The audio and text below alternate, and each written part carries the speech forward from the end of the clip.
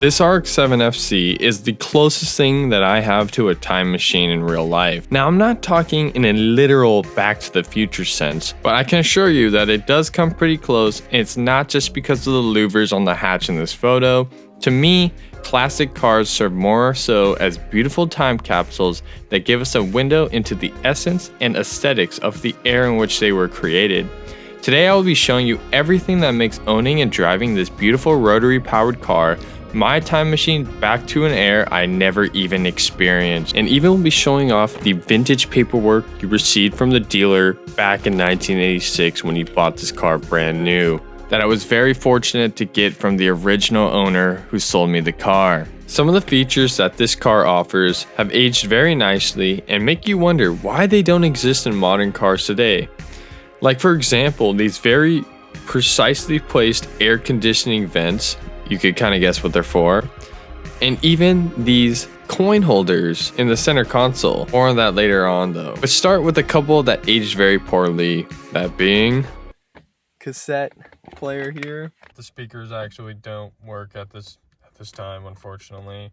Which is very fortunate because it will spare you from listening to the most definitely terrible 80s sound system. You just know it's going to be bad when the cassette features are marketed like this. 3 soft touch mechanical buttons are used: stop/eject, fast forward, and rewind. The combination of all push buttons and very large size push buttons improve the overall ease of operation. Automobile usage. This enables you to achieve a high sound ratio playback. Wow, how far society has come. They were definitely trying to convince you that this tech was cutting edge, but clearly didn't age very well. Kind of similar to the ashtray. We know cigarettes were cool back in the day, but now they are definitely not a necessity for any car. Luckily for me, the previous original owner was not a smoker, which helped preserve the car nicely. But this cannot top the usefulness of the coin holder here. This marvel of an 80s invention. Maybe even earlier. In order to show you just how cool this invention is, I loaded up the tray with as many quarters as I possibly could, and it ended up holding $10 worth of quarters. For reference, in 1986, the price of a Big Mac was $1.60, so when this car came out, you could fit up to 6 burgers worth of quarters and a fry. That's almost dinner for a week. Just saying. Also, I hated loose change sitting in my dailies cup holder, and I low-key wish I had one of these. While the coin holder may be a genius invention, the RX-7 also has one of the worst features I've ever seen. Cup holders. See these wonderful things? Could barely fit a can. It's kind of sketch. I'd say this is only if you're chilling out, hanging out. You don't want to use these when you're in motion. Oh, I almost knocked it over. I'm done using these. Use these cup holders at your own risk. It's not worth it. Next up is one of the most obvious classic features about this car, and it needs no words to describe it.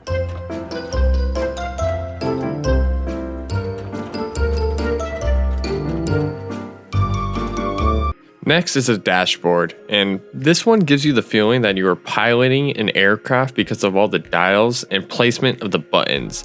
Usually this car feels like a time machine to the past, but in this case it really does feel futuristic. Does nothing. Windshield wipers. I think the car has to be on. The tachometer with the RPMs right in the middle. Perfect. And while I'm in the driver's seat, let's talk about what is powering this machine, and that is the Mazda 13B rotary engine. The compact, lightweight engine with its smooth power delivery is what makes this car special. So without it, I don't think this car would be the same. The Mazda engineers definitely agree, because when I took a look at the vintage dealer packet for this car, they are essentially begging you to take care of your rotary engine. I also received a special letter specifically for this car, but I will be sharing that last. Let's see what the engineers are begging me to do.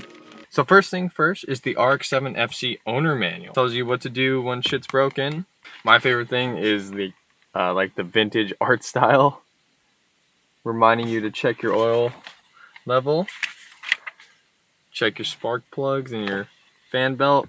I wish they made things like this now. I would read a lot more owner manuals if they made them fun, like a cartoon you were enjoying, you know? Like, who wouldn't want to check their fan belt when bro here, Mazda bro, is holding it for you? Alright, next we have the 10-minute maintenance course. If you ever thought working on an RX-7 would be difficult, don't worry, Mazda's got you covered. Everything you need to know is in this 10-minute maintenance course. Like, you don't need anything else. You don't need the owner manual. You have a 10-minute maintenance course that reminds you to, one, you get a free inspection service up to 2,000 miles. Okay, it's actually, we're at 208,000 miles right now. So I don't think that's going to be good for us. You got to do periodic maintenance. Check your oil level. I mean, that's probably pretty important. They said it in the owner manual and in this.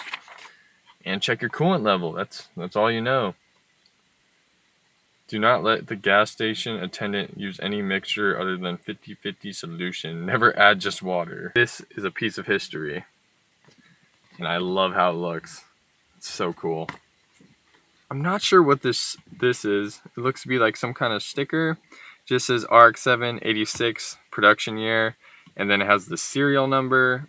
And I forgot, someone told me that the 925 means that the car was made on September 25th, 1986. But yeah, I'm not sure what this is, so let me know. It has everything that's covered under warranty. Jeez. Dude, this pamphlet is crazy, actually. I'm trying to be careful with this because I don't want to damage it. Okay, how about this? What is covered? 1986 Mazda model vehicle.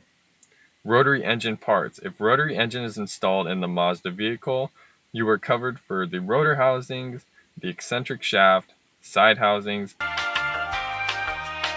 Sounds like Mazda was very confident in the rotary that they put out. They really want to make sure you are checking those oil levels and checking those coolant levels. They know if this rotary overheats, it's not going to be good. But we have one more, the bonus thing that is specific to my RX-7. A letter to me, the second owner, from the original owner. So let's read it. December 2021. Dear new owner or owners, this Mazda RX-7 has been a most beloved vehicle that has carried me up and down the coast of California many countless times. She, so she's referring to the car, it's a she knows by heart the trek back and forth to Hearst Castle, last workplace. That's where people began coming up to me with eager interest in buying this special car. May you enjoy her and treat her with loving care. She's been in a safe garage long enough to be most eager to be driven once again. Deborah. That is an extra motivation to restore the car and keep it running and keep it driving. I don't know what is. Continuing to work on this car, restore it to its glory, upgrade it in as many ways as I can. So subscribe if you guys are interested in seeing that. Going to be working on a couple other projects I got lined up. Classic sports car and potentially a drift build. So subscribe so you don't miss it. Your loss. Catch you guys in the next one.